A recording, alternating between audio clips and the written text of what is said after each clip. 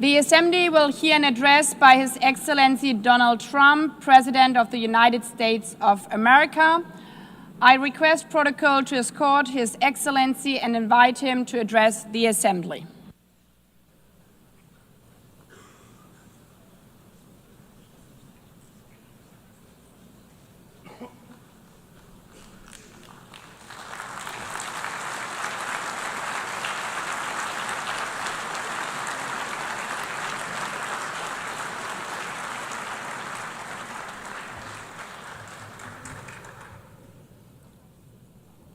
Thank you very much. Very much appreciated.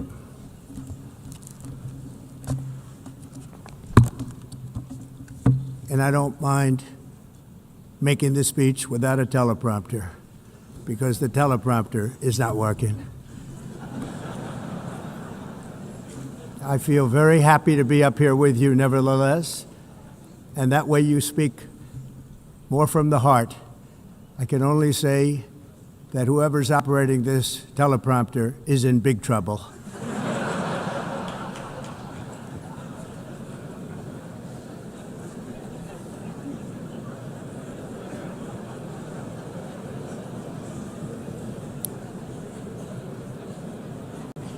Hello, Madam First Lady.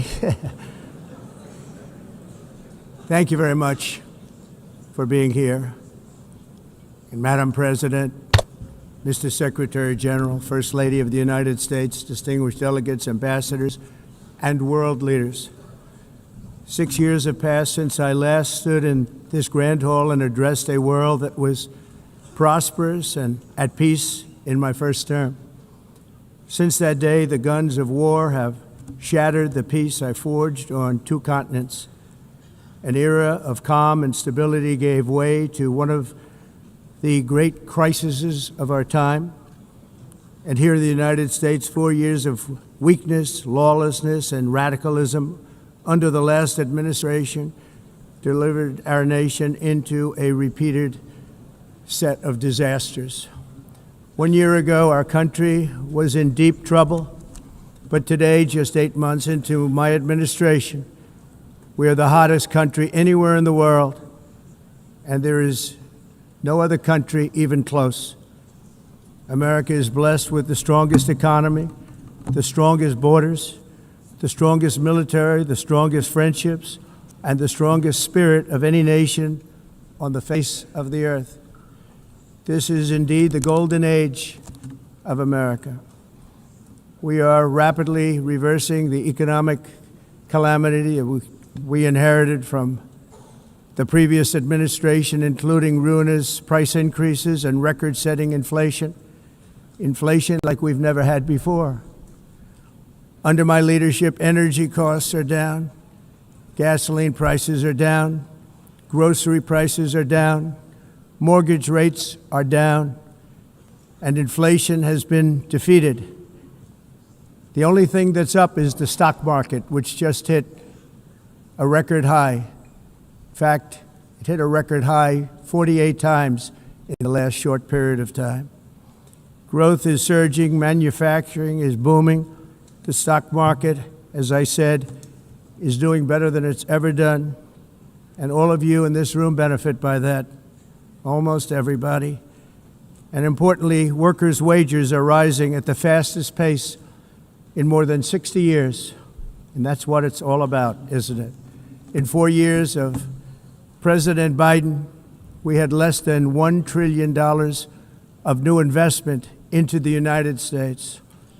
In just 8 months since I took office, we have secured commitments and money already paid for $17 trillion. Think of it, 4 years, less than $1 trillion, 8 months, much more than $17 trillion is being invested in the United States. And it's now pouring in from all parts of the world. We've implemented the largest tax cuts in American history and the largest regulation cuts in American history, making this once and again the best country on earth to do business.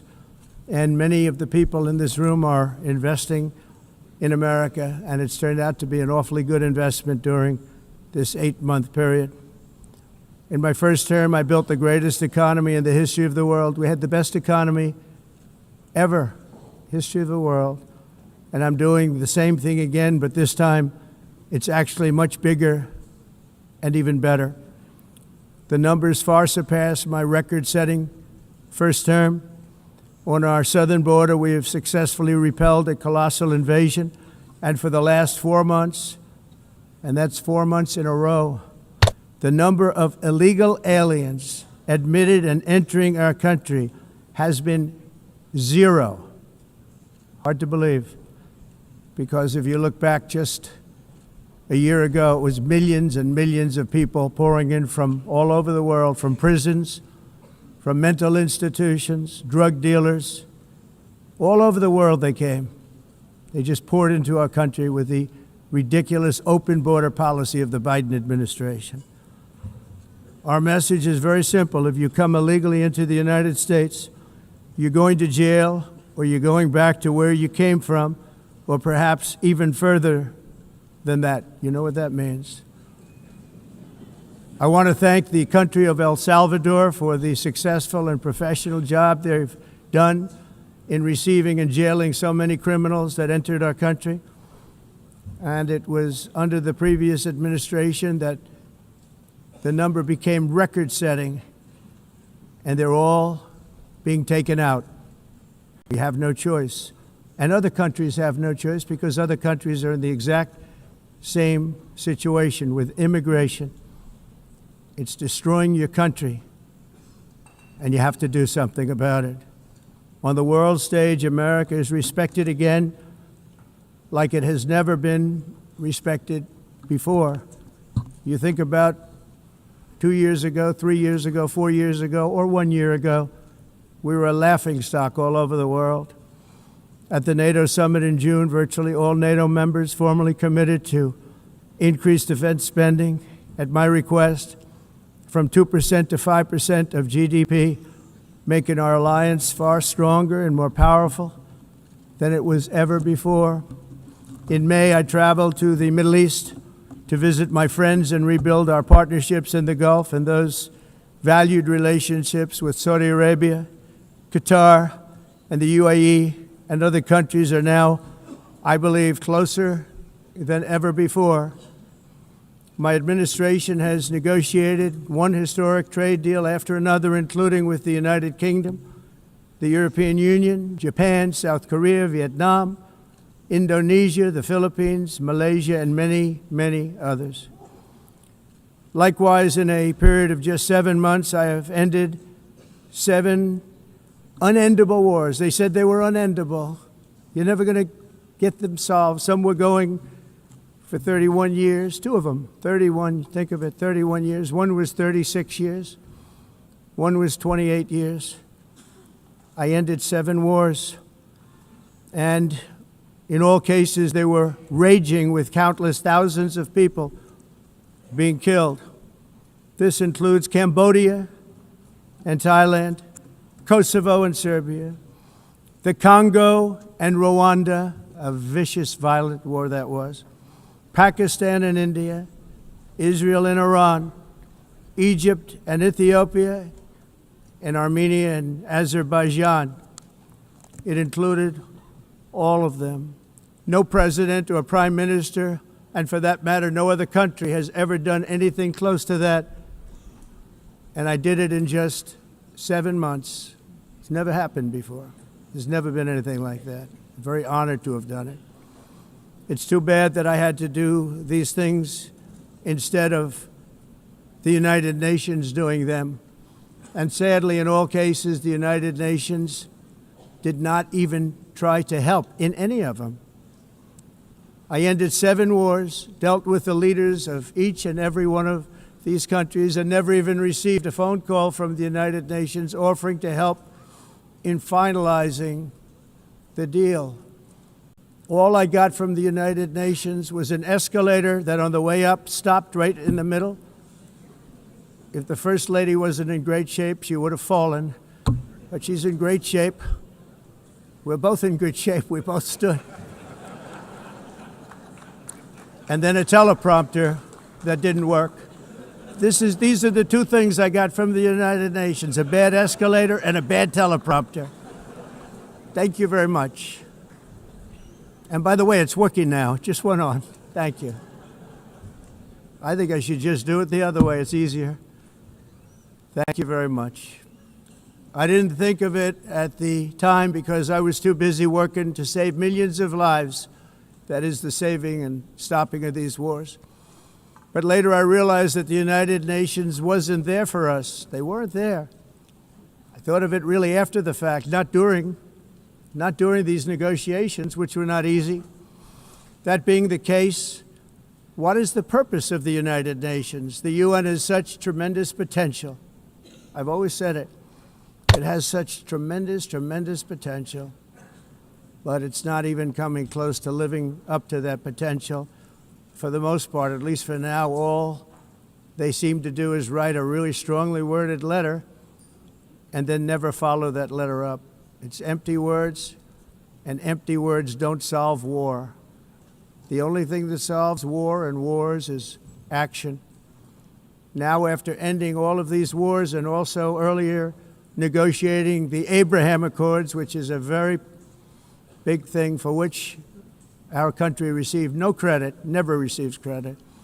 Everyone says that I should get the Nobel Peace Prize for each one of these achievements. But for me, the real prize will be the sons and daughters who live to grow up with the mothers and fathers, because millions of people are no longer being killed in endless and unglorious wars. What I care about is not winning prizes, it's saving lives. We saved millions and millions of lives with the 7 wars. And we have others that we're working on, and you know that. Many years ago, a very successful real estate developer in New York, known as Donald J. Trump, I bid on the renovation and rebuilding of this very United Nations complex. I remember it so well. I said at the time that I would do it for $500 million, rebuilding everything. It would be beautiful. I used to talk about, I'm going to give you marble floors. They're going to give you terrazzo. I'm going to give you the best of everything. You're going to have mahogany walls. They're going to give you plastic. But they decided to go in another direction, which was much more expensive at the time, and which actually produced a far inferior product. And I realized that they did not know what they were doing when it came to construction, and that their building concepts were so wrong, and the product that they were proposing to build was so bad and so costly. It was going to cost them a fortune. And I said, and wait till you see the overruns. Well, I turned out to be right. They had massive cost overruns and spent between $2 and $4 billion on the building and did not even get the marble floors that I promised them. You walk on terrazzo. Do you notice that? As far as I'm concerned, frankly, looking at the building and getting stuck on the escalator, they still haven't finished the job. They still haven't finished. That was years ago. The project was so corrupt that Congress actually asked me to testify before them on the tremendous waste of money, because it turned out that they had no idea what it was, but they knew it was anywhere between $2 and $4 billion as opposed to $500 million with a guarantee. But they had no idea, and I said it cost much more than $5 billion. Unfortunately, many things in the United Nations are happening just like that, but on an even much bigger scale, much, much bigger. Very sad to see. Whether the UN can manage to play a productive role, I've come here today to offer the hand of American leadership and friendship to any nation in this assembly that is willing to join us in forging a safer, more prosperous world. And it's a world that we'll be much happier with. A dramatically better future is within our reach. But to get there, we must reject the failed approaches of the past and work together to confront some of the greatest threats in history. There is no more serious danger to our planet today than the most powerful and destructive weapons ever devised by man, of which the United States, as you know, has many. Just as I did in my first term, I've made containing these threats a top priority, starting with the nation of Iran. My position is very simple. The world's #1 sponsor of terror can never be allowed to possess the most dangerous weapon. That's why, shortly after taking office, I sent the so-called Supreme Leader a letter making a generous offer. I extended a pledge of full cooperation in exchange for a suspension of Iran's nuclear program. The regime's answer was to continue their constant threats to their neighbors and U.S. interests throughout the region, and some great countries that are right nearby. Today, many of Iran's former military commanders, in fact, I can say almost all of them, are no longer with us. They're dead.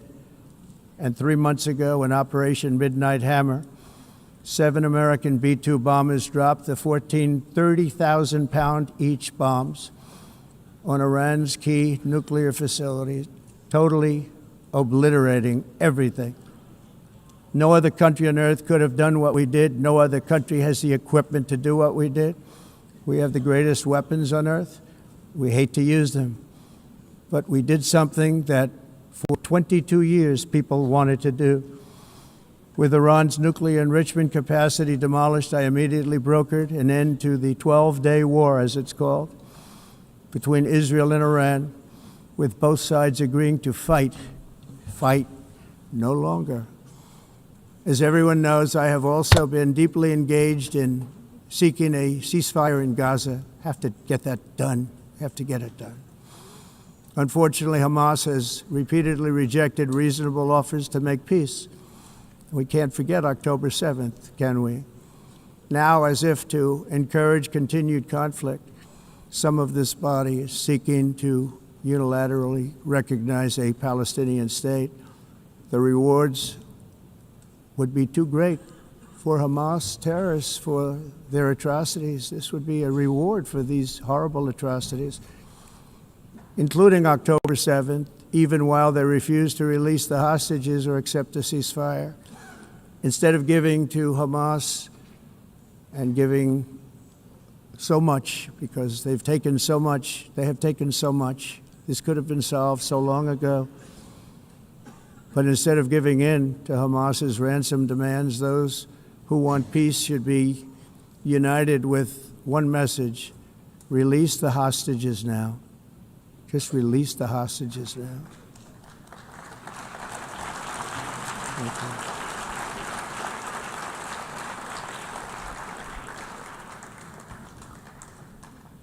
Thank you. As we have got to come together, and we will come together, got to get it done. We have to stop the war in Gaza immediately. We have to stop it. We have to get it done. We have to negotiate, immediately have to negotiate peace. We got to get the hostages back. We want all 20 back. We don't want 2 and 4. As you know, I got, along with Steve Witkoff and others that helped us, Marco Rubio, we got most of them back. We were involved in all of them. But I always said the last 20 are going to be the hardest, and that's exactly what happened.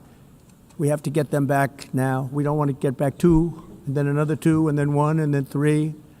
Have this process. No, we want them all back, and we want the actually 38 dead bodies back too. Those parents came to me, and they want them back, and they want them back very quickly and very badly. As though they were alive, they want them. They want them every bit as much as if their son or daughter were alive. I've also been working relentlessly, stopping the killing in Ukraine. I thought that would be, of the 7 wars that I stopped, I thought that would be the easiest because of my relationship with President Putin, which had always been a good one. I thought that was going to be the easiest one. But you know, in war, you never know what's going to happen. There are always lots of surprises, both good and bad. Everyone thought Russia would win this war in 3 days, but it didn't work out that way. It was supposed to be just a quick little skirmish. It's not making Russia look good. It's making them look bad. No matter what happens from here on out, this was something that should have taken a matter of days, certainly less than a week. And they've been fighting for 3.5 years and killing anywhere from 5,000 to 7,000 young soldiers, mostly soldiers, on both sides, every single week, from 5,000 to 7,000 dead young people, and some in cities, much smaller numbers, where rockets are shot, where drones are dropped. This war would never have started if I were president. This was a war that should have never happened. It shows you what leadership is, what bad leadership can do to a country. Look what happened to the United States, and look where we are right now in just a short period of time. The only question now is how many more lives will be needlessly lost on both sides. China and India are the primary funders of the ongoing war by continuing to purchase Russian oil. But inexcusably, even NATO countries have not cut off much Russian energy and Russian energy products, which, as you know, I found out about 2 weeks ago, and I wasn't happy. Think of it. They're funding the war against themselves. Who the hell ever heard of that one? In the event that Russia is not ready to make a deal to end the war, then the United States is fully prepared to impose a very strong round of powerful tariffs, which would stop the bloodshed, I believe, very quickly. But for those tariffs to be effective, European nations, all of you are gathered here right now, would have to join us in adopting the exact same measures. I mean, you're much closer to this. We have an ocean in between. You're right there. And Europe has to step it up. They can't be doing what they're doing. They're buying oil and gas from Russia while they're fighting Russia. It's embarrassing to them, and it was very embarrassing to them when I found out about it, I can tell you that. But they have to immediately cease all energy purchases from Russia. Otherwise, we're all wasting a lot of time. So I'm ready to discuss this. We're going to discuss it today with the European nations, all gathered here. I'm sure they're thrilled to hear me speak about it, but that's the way it is. I like to speak my mind and speak the truth. As we seek to reduce the threat of dangerous weapons today, I'm also calling on every nation to join us in ending the development of biological weapons once and for all. And biological is terrible, and nuclear is even beyond, and we include nuclear in that. We want to have a cessation of the development of nuclear weapons. We know, and I get to view it all the time. Sir, would you like to see? And I look at weapons that are so powerful that we just can't ever use them. If we ever use them, the world literally might come to an end. There would be no United Nations to be talking about. There would be no nothing. Just a few years ago, reckless experiments overseas gave us a devastating global pandemic. Yet despite that worldwide catastrophe, many countries are continuing extremely risky research into bioweapons and man-made pathogens. This is unbelievably dangerous. To prevent potential disasters, I'm announcing today that my administration will lead an international effort to enforce Biological Weapons Convention, which is going to be meeting with the top leaders of the world by pioneering an AI verification system that everyone can trust. Hopefully the UN can play a constructive role, and it will also be one of the early projects under AI. Let's see how good it is, because a lot of people are saying it could be one of the great things ever, but it also can be dangerous, but it can be put to tremendous use and tremendous good, and this would be an example of that. Not only is the UN not solving the problems it should, too often, it's actually creating new problems for us to solve. The best example is the #1 political issue of our time, the crisis of uncontrolled migration. It's uncontrolled. Your countries are being ruined. The United Nations is funding an assault on Western countries and their borders. In 2024, the UN budgeted $372 million in cash assistance to support an estimated 624,000 migrants journeying into the United States. Think of that. The UN is supporting people that are illegally coming into the United States, and then we have to get them out. The UN also provided food, shelter, transportation, and debit cards to illegal aliens. Can you believe that? On the way to infiltrate our southern border. Millions of people came through that southern border. Just a year ago, millions and millions of people were pouring in, 25 million altogether over the 4 years of the incompetent Biden administration. And now we have it stopped, totally stopped. In fact, they're not even coming anymore because they know they can't get through. But what took place is totally unacceptable. The UN is supposed to stop invasions, not create them and not finance them. In the United States, we reject the idea that mass numbers of people from foreign lands can be permitted to travel halfway around the world, trample our borders, violate our sovereignty, cause unmitigated crime, and deplete our social safety net. We have reasserted that America belongs to the American people, and I encourage all countries to take their own stand in defense of their citizens as well. You have to do that because I see it. I'm not mentioning names. I see it, and I can call every single one of them out. You're destroying your countries. They're being destroyed.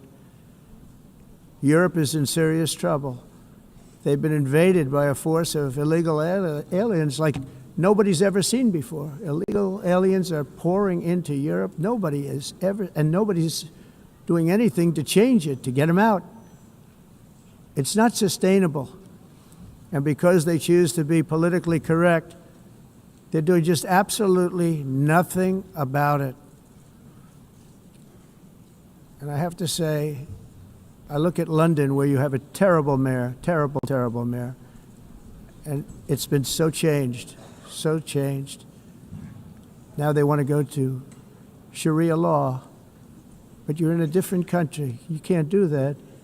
Both the immigration and their suicidal energy ideas will be the death of Western Europe if something is not done immediately. This cannot be sustained. What makes the world so beautiful is that each country is unique. But to stay this way, every sovereign nation must have the right to control their own borders. You have the right to control your borders, as we do now, and to limit the sheer numbers of migrants entering their countries and paid for by the people of that nation that were there and that built that particular nation at the time. They put their blood, sweat, tears, money into that country, and now they're being ruined. Proud nations must be allowed to protect their communities and prevent their societies from being overwhelmed by people they have never seen before, with different customs, religions, with different everything. Where migrants have violated laws, lodged false asylum claims, or claimed refugee status for illegitimate reasons, they should, in many cases, be immediately sent home.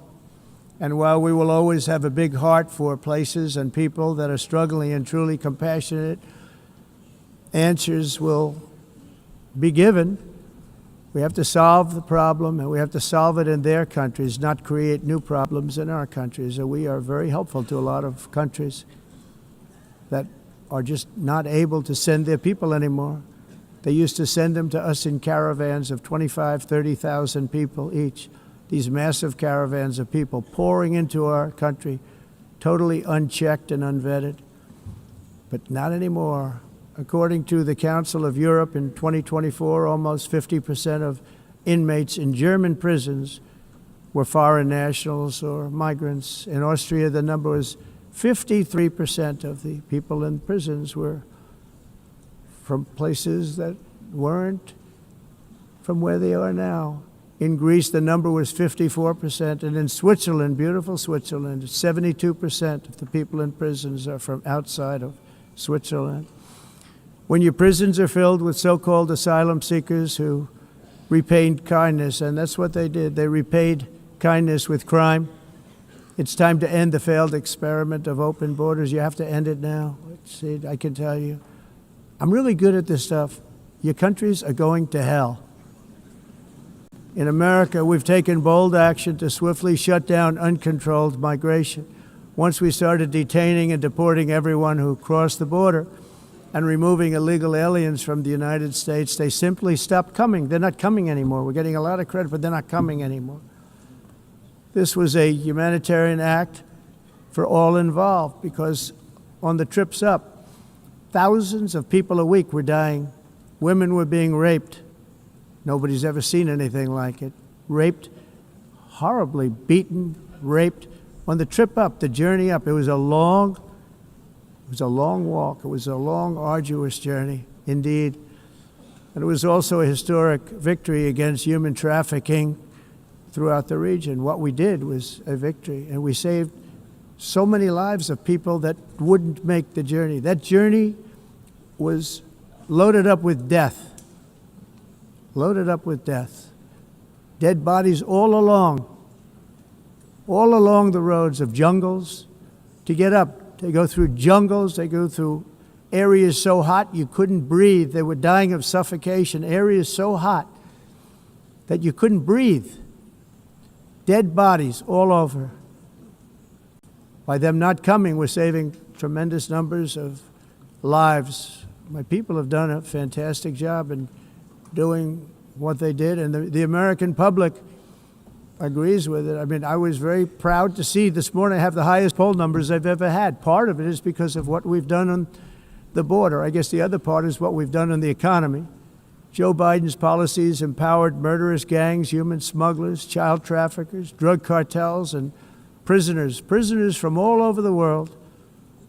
The previous administration also lost nearly 300,000 children. Think of that. They lost more than 300,000 children, little children, who were trafficked into the United States on the Biden watch, many of whom have been raped, exploited, and abused, and sold.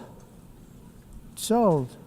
Nobody talks about that. The fake news doesn't write about it. With many others, young children who are missing or dead. And we found a lot of these children, and we're sending them back, and we've been sending them back to their parents. They said, nobody knows who they are. They said, where do you come from? And they'll give us a country, and we'll find out, and we'll figure it out, and we'll bring them back to their homes. And the mother and father rush to the door, and their tears in their eyes. They can't believe that they're seeing their son or daughter, their little son or daughter again. We've done almost 30,000 of them so far. Any system that results in the mass trafficking of children is inherently evil. Yet that is exactly what the globalist migration agenda has done, and it's what it's all about. In America, those days, as you know, are over. The Trump administration is working, and we are continuing to work to track down the villains that are causing this problem, and also, as I said, to get back the 30,000 we've already returned. Now I think we're going to have another. We're going to find a lot. You're not going to find all of them. 300, more than 300,000. They're lost or they're dead. They're lost or they're dead because of the animals that did this. To protect our citizens, I've also designated multiple savage drug cartels as far as and you see this, and you see it happening right before your eyes. Let's put it this way. People don't like taking big loads of drugs in boats anymore. There aren't too many boats that are traveling on the seas by Venezuela. They tend not to want to travel very quickly anymore. And we've virtually stopped drugs coming into our country by sea. We call them the water drugs. They kill hundreds of thousands of people. I've also designated multiple savage drug cartels as far as foreign terrorist organizations, along with two bloodthirsty transnational gangs, probably the worst gangs anywhere in the world, MS-13 and Tren de Aragua. Tren de Aragua is from Venezuela, by the way. Such organizations torture, maim, mutilate, and murder with impunity.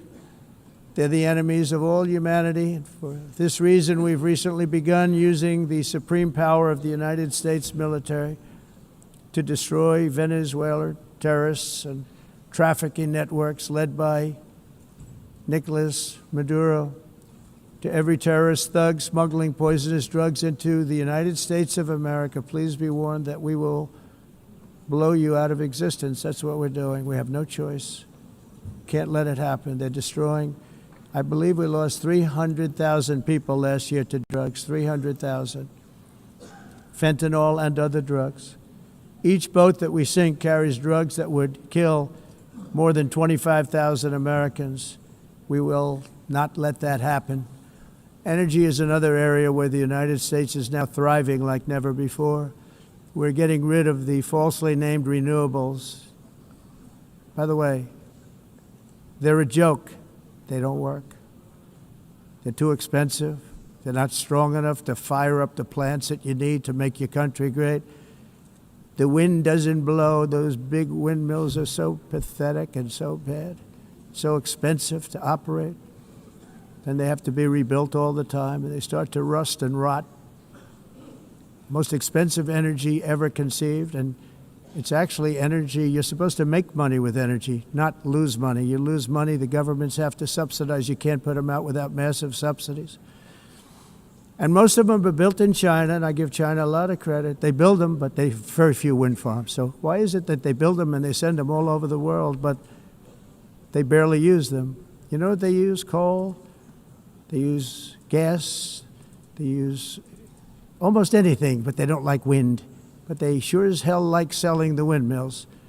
Europe, on the other hand, has a long way to go, with many countries being on the brink of destruction because of the green energy agenda. And I give a lot of credit to Germany. Germany was being led down a very sick path, both on immigration, by the way, and on energy. They were going green, and they were going bankrupt. And the new leadership came in, and they went back to where they were, with fossil fuel and with nuclear, which is good. It's now safe, and you can do it properly. But they went back to where they were, and they opened up a lot of different plants, energy-producing plants, and they're doing well. I give Germany a lot of credit for that. They've said this is a disaster, what's happening. They were going all green. All green is all bankrupt. That's what it represents. And it's not politically correct. I'll be very badly criticized for saying it, but I'm here to tell the truth. I don't care. It doesn't matter to me. I'm in New York City. I'm feeling a lot safer. Crime, we're getting crime down. And by the way, speaking of crime, Washington, D.C. Washington, D.C. was the crime capital of America. Now it's after 12 days, it's a totally safe city. Everyone's going out to dinner. They're going out to restaurants. Your wife can walk down the middle of the street with or without you. Nothing's going to happen. My people have done a fantastic job. And yes, I called in the National Guard, and the National Guard took care of business, and they weren't politically correct, but they took care of business. We got 1,700 career criminals out, brought them back to where they came from, the countries where they came from, or put them in jails.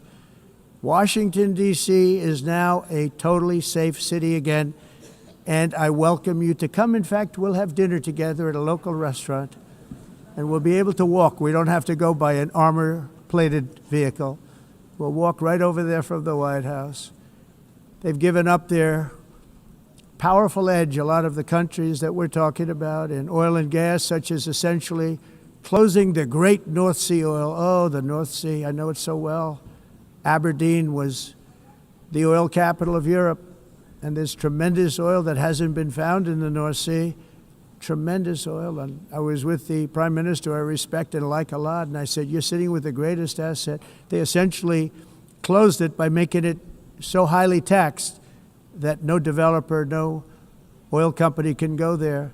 They have tremendous oil left, and more importantly, they have tremendous oil that hasn't even been found yet. And what a tremendous asset for the United Kingdom.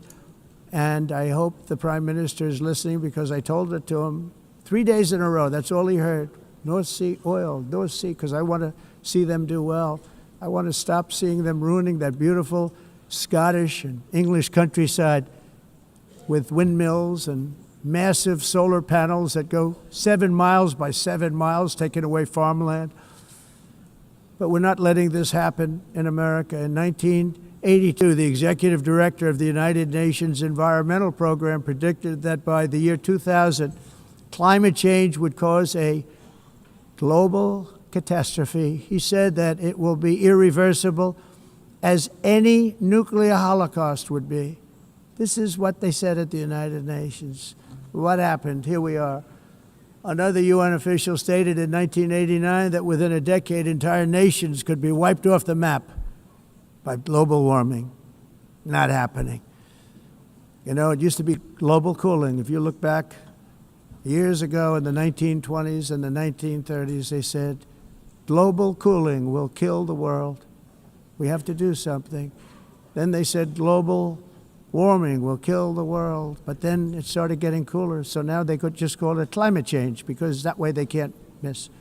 It's climate change.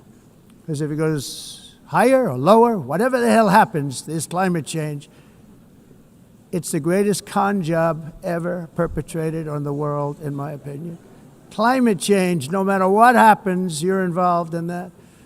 No more global warming, no more global cooling. All of these predictions made by the United Nations and many others, often for bad reasons, were wrong. They were made by stupid people that have cost their countries fortunes and given those same countries no chance for success. If you don't get away from this green scam, your country is going to fail. And I'm really good at predicting things, you know. They actually said during the campaign they had a hat, the best-selling hat. Trump was right about everything. And I don't say that in a braggadocious way, but it's true. I've been right about everything. And I'm telling you that if you don't get away from the green energy scam, your country is going to fail.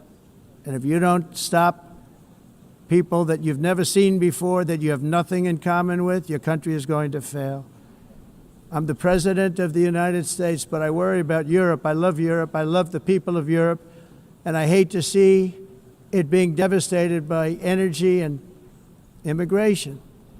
This double-tailed monster destroys everything in its wake, and they cannot let that happen any longer. You're doing it because you want to be nice. You want to be politically correct, and you're destroying your heritage.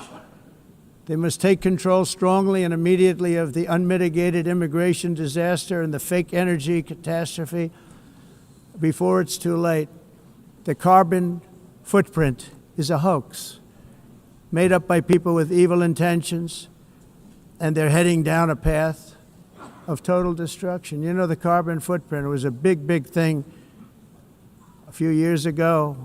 I remember hearing about the carbon footprint, and then President Obama would get into Air Force One, a massive Boeing 747, and not a new one, an old one with old engines that spew everything into the atmosphere.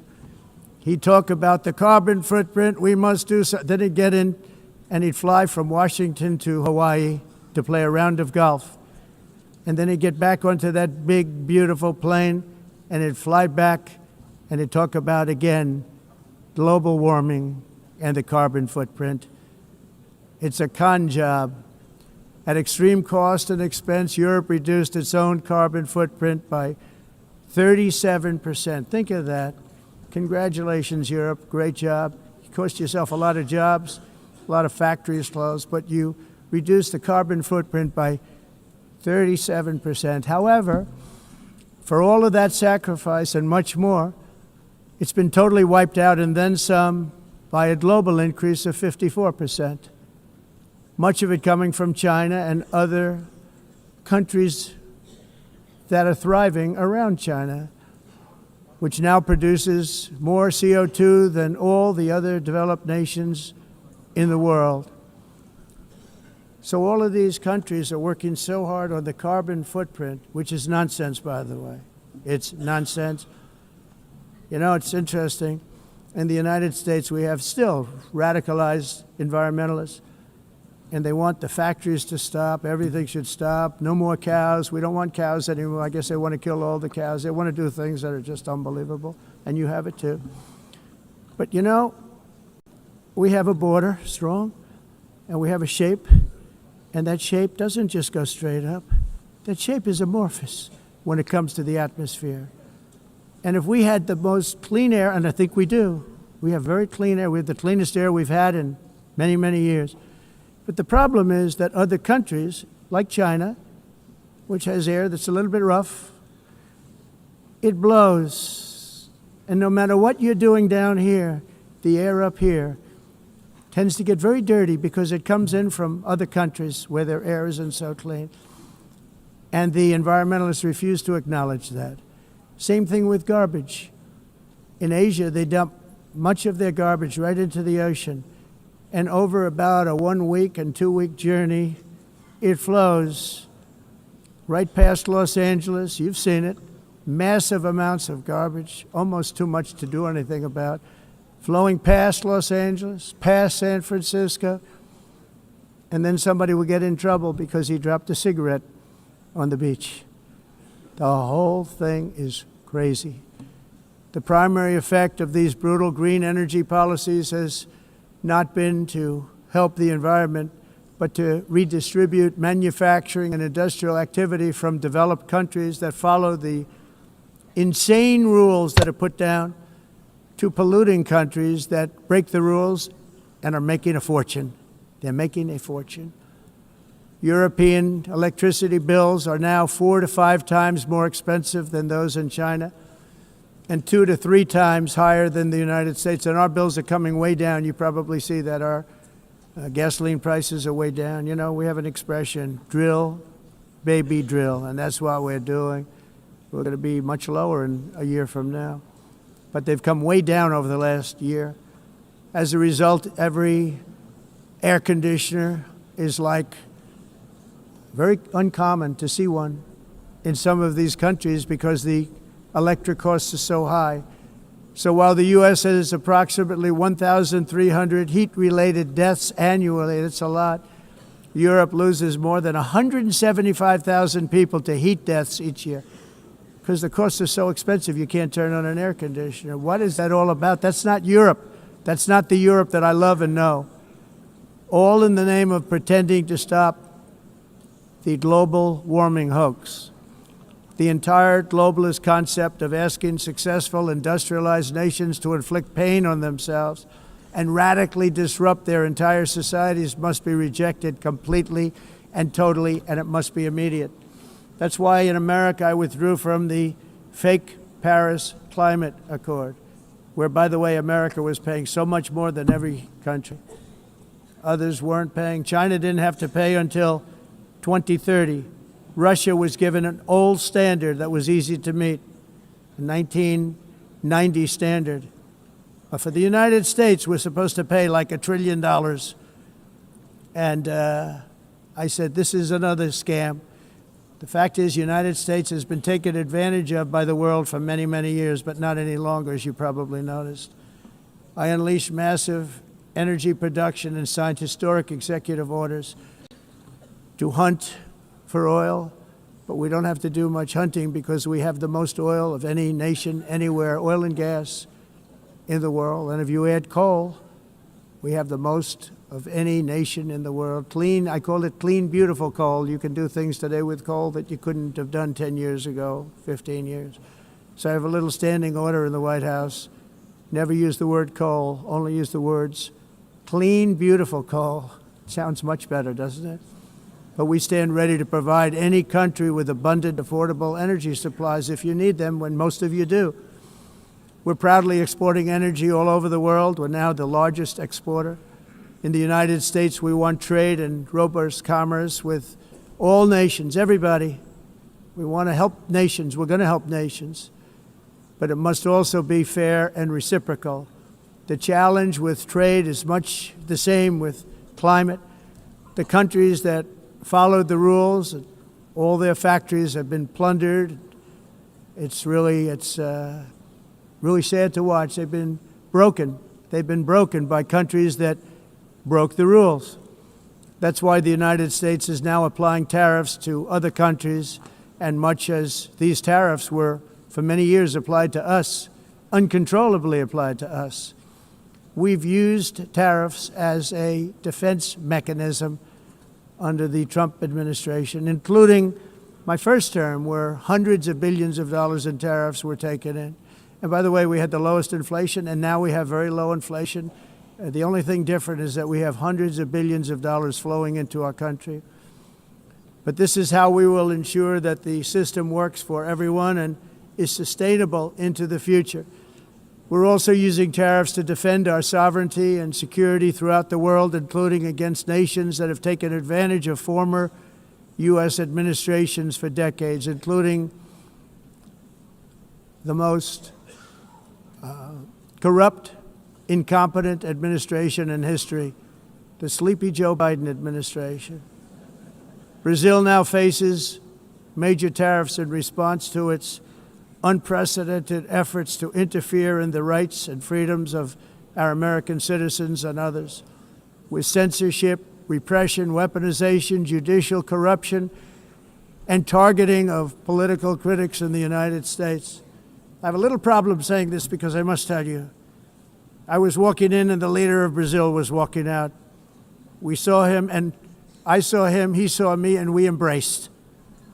And then I'm saying, can you believe I'm going to be saying this in just 2 minutes? But we actually agreed that we would meet next week. We didn't have much time to talk, like about 20 seconds. They were in retrospect, I'm glad I waited because this thing didn't work out too well.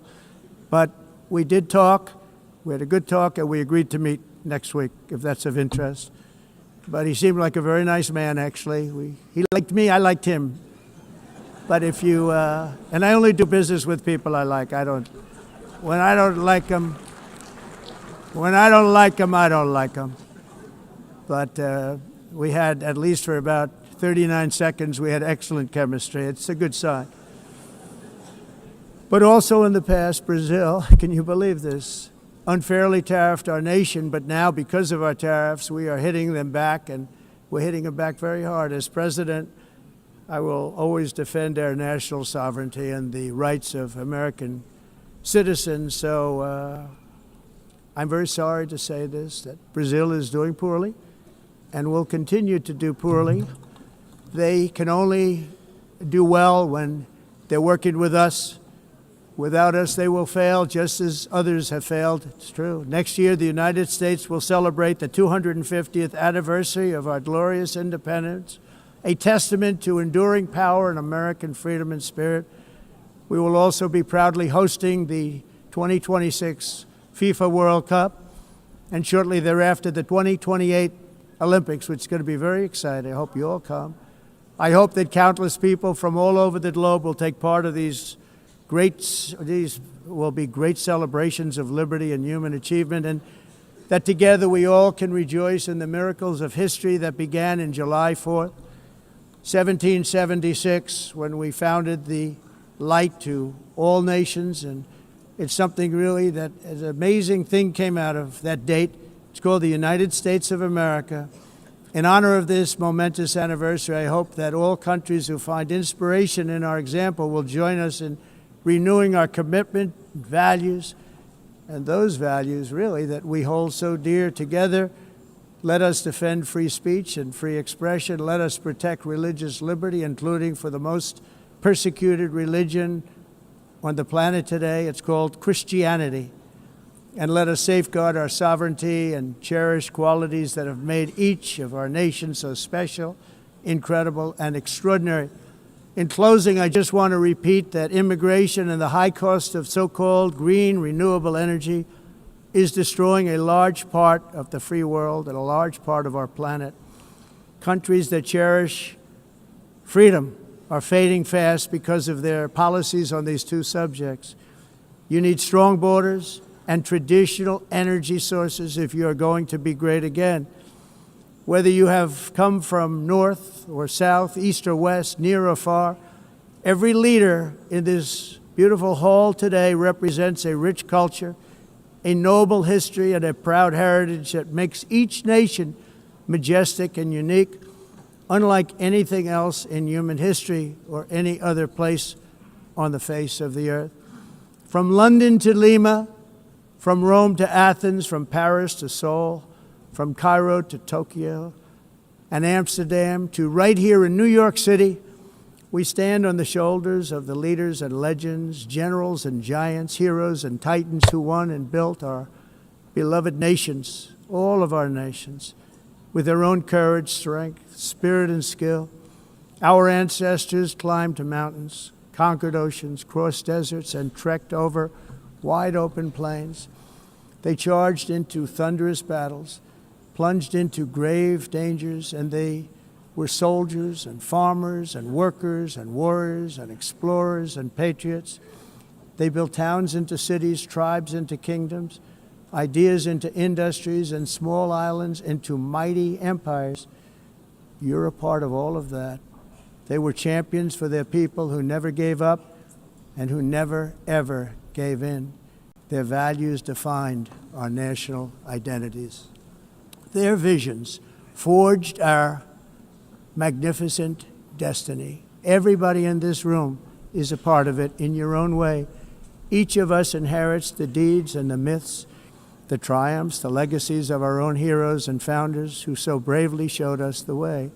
Our ancestors gave everything for homelands that they defended with pride, with sweat, with blood, with life, and with death. Now the righteous task of protecting the nations that they built belongs to each and every one of us. So together let us uphold our sacred duty to our people and to our citizens. Let us protect their borders, ensure their safety, preserve their cultures, treasure, and traditions, and fight, fight, fight for their precious dreams and their cherished freedoms. And in friendship and really a beautiful vision, let us all work together to build a bright, beautiful planet, a planet that we all share, a planet of peace and a world that is richer, better, and more beautiful than ever before. That can happen. It will happen. It will happen, and I hope it can happen and start right now, right at this moment. We'll turn it around. We're going to make our countries better, safer, more beautiful. We're going to take care of our people. Thank you very much. It's been an honor. God bless the nations of the world. Thank you very much. Bye.